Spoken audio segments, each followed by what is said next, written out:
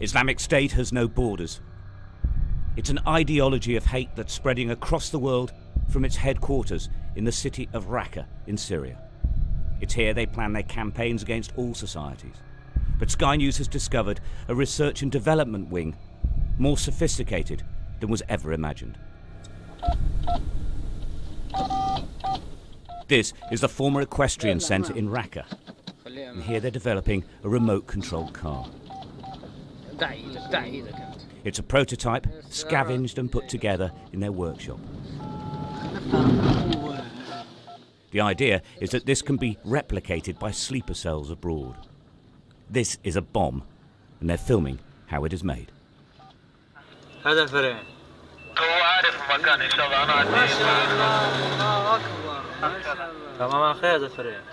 Breaking news. Some of the trainers and designers make no effort to disguise themselves. This man, one of the most hands-on, is Turkish. But Sky News has identified men from Syria, Tunisia, Egypt, Pakistan, Sudan and Somalia undergoing training to take abroad.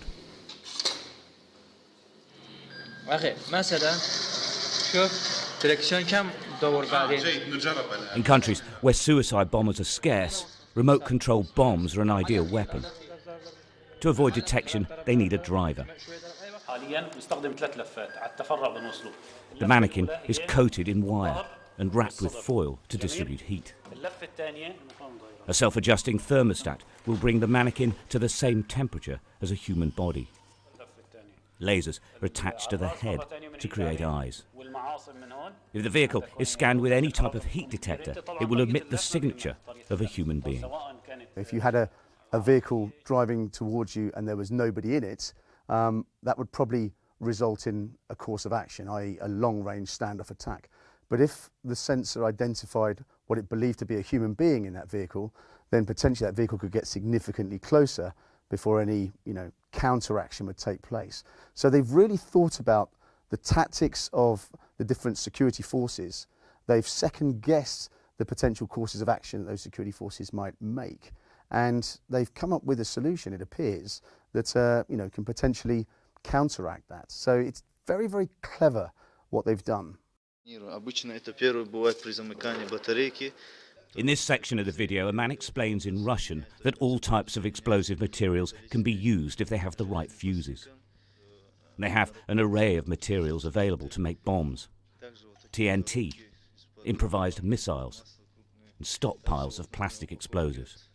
Remember, this video is for the terror group itself. It's not the usual Islamic State propaganda. In Turkey, an Islamic State defector confirmed that a top-secret training program was known about in Raqqa, his hometown. The program, he says, was about attacking countries in Europe and further afield.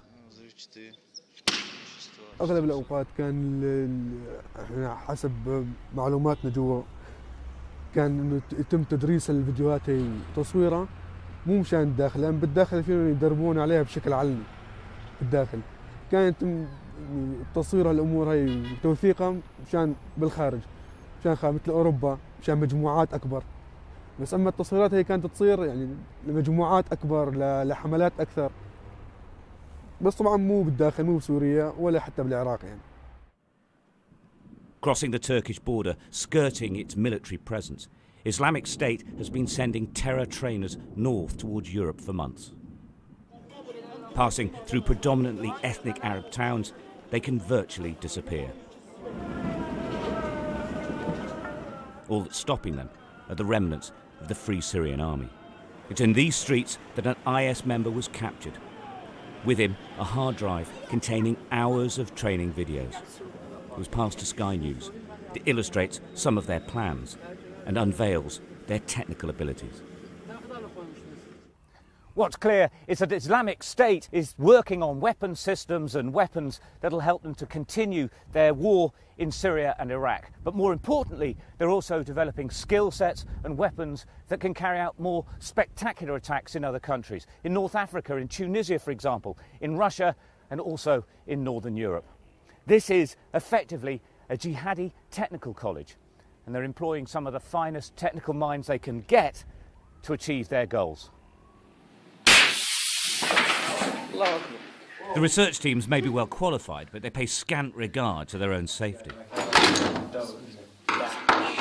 The work, though, in this room reveals one of the most shocking developments ever known about Islamic State.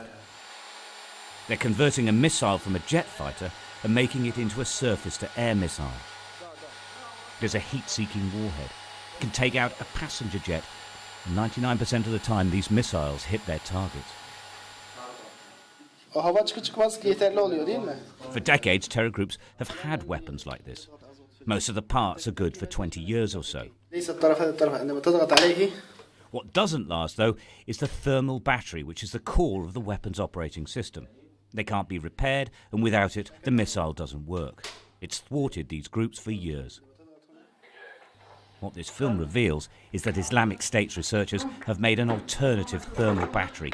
It's a huge breakthrough for them. Western weapons experts are reeling. I think this is one of the most significant intelligence finds in terms of Daesh.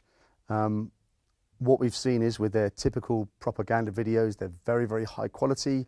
They're designed, they're produced to inspire people and to effectively touch the nerves of anybody who's viewing them. They're done in a very specific way. With this training footage, it's very clearly purely designed to pass on information, pass on the progress in the research and development areas, and it gives us a very, very good insight into where they are now, what they're aspiring to do, and crucially, the diversity of the types of threats that we may face. So I would say it's an intelligence goldmine, really. This is altogether more serious than anything we've seen from Islamic State so far.